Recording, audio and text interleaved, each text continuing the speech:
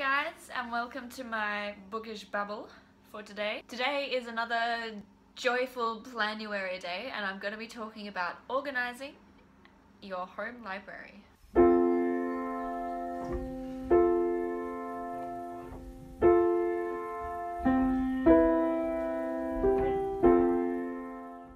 As you will see as I go on, my process of organisation before I even lifted a book off the shelf was really in-depth, and I think that this is the reason why the actual moving of the books themselves was so quick and easy, was because I already knew where everything was at the time and where it was supposed to go next, and I didn't have to pull books off shelves and then kind of stare at them and wonder what I was supposed to do with them next. I already knew where they wanted to go. So the first thing that I did was download an app, and I will talk at the end of this video about some of the other apps that are available, but the one that I ended up choosing is called Book Buddy.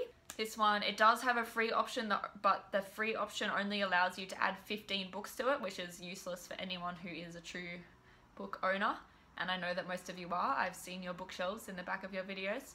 So I paid for the full version, which I think was $7.99 Australian dollars. The thing about that is once you've paid, you've got it for life. I didn't mind that because I really liked this app and I'd already used it a bit, and I found it really easy to use and really easy to personalise. So $8 Australian for a library app that will hopefully continue with me for the rest of my life, which is pretty cool. The second thing that I did was scan all of my books onto the app, and this is the reason why I liked this app, was because it allowed you to scan multiple barcodes at a time, and it just searched for them and found them. So I went shelf by shelf on my library as it is at the moment, and I scanned 10 books at a time just in case something went wrong, so that I knew which books weren't working properly or couldn't be found.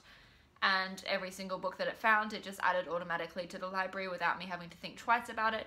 Any books that the barcode scanning option didn't find, I could then actually search on the app. The app has an option for you to search online through the app to add a book that way as well, and most of the books that couldn't be scanned via barcode could be added that way, which was equally simplistic.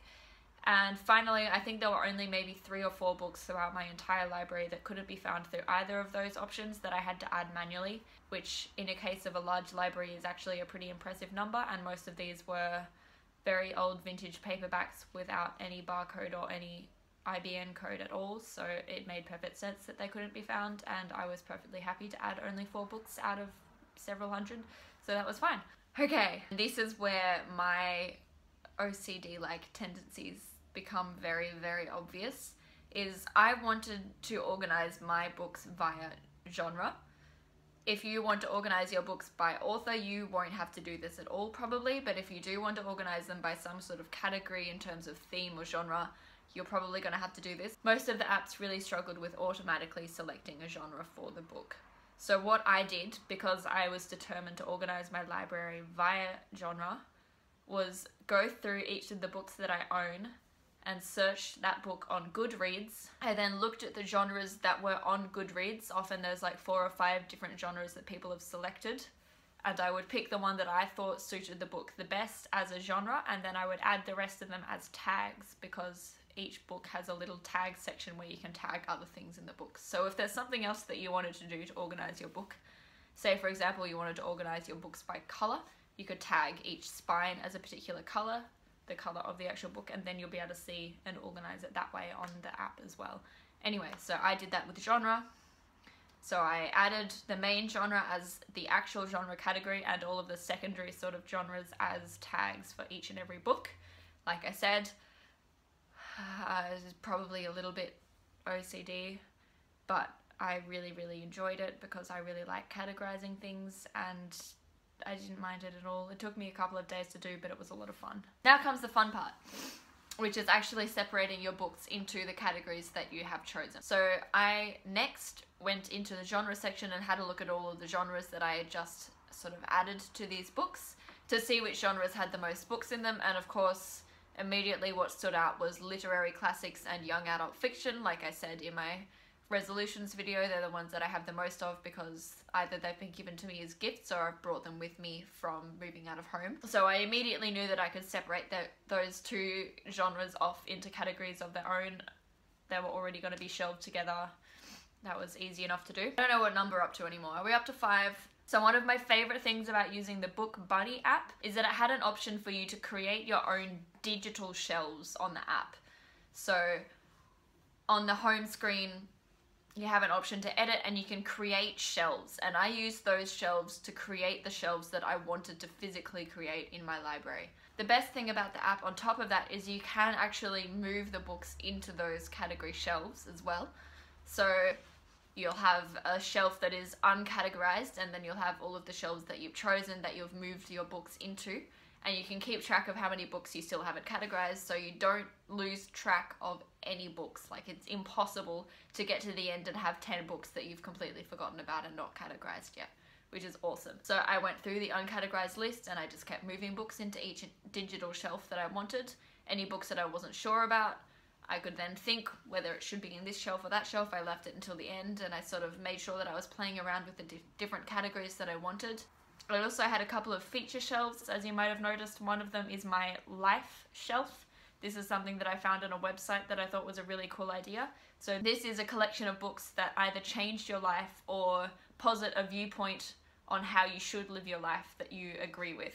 So these basically are the books that define you and your attitude towards life as a person. So I created one of those. Another shelf that I have is my shelf of half-read books, which are all the books that I mentioned in my New Year's resolutions video. So these are all the books that I've had sitting around for like 2 years now that I got halfway through and forgot about. They are now in a pile together, so I cannot possibly forget about them anymore. And the other one is my special Harry Potter's shelf. It was only once I had done that and every single book that I owned had been accounted for and added to a digital shelf on my app that I started actually moving the books in my library. And this is what I mean when I say that the actual moving process was so incredibly simple after I'd put all of that background work in. Because when it came time to actually moving the books, I would take a book off the shelf, look at where it was on the app, put it on the pile for that, and I just built these piles of the exact categories that I had chosen for my shelves. I had those physical piles of categories, and then I just put them all on the shelves together where they wanted to go. So it was really simple, very easy. I knew exactly where each book was meant to be, and it took me like half an hour tops. I hope that that made some kind of sense, and I know that everyone's organization process is different. If you're the kind of person who just wants to dive into it and move the books around and just have a play, go for it. If you're the kind of person who wants to be able to sort of pick genres or authors or organization things for books first, strongly recommend using this process. It's a little bit of time beforehand before you actually get your hands messy with the shelves, but it's worth it if you're worried about having a mental breakdown like I often would if I was in the middle of organizing and didn't know where anything was supposed to go. If any of that confused you and I didn't really explain the process or the steps that I used to go through this very well, let me know in the comments and I'll try and make a more simplified version of it. I will be more than happy to have a chat with you to clarify that or to help you if you're interested in organizing your library as well, but you feel a bit stuck. I love organizing things in general, so this is definitely my sort of home field, home court, however you say it.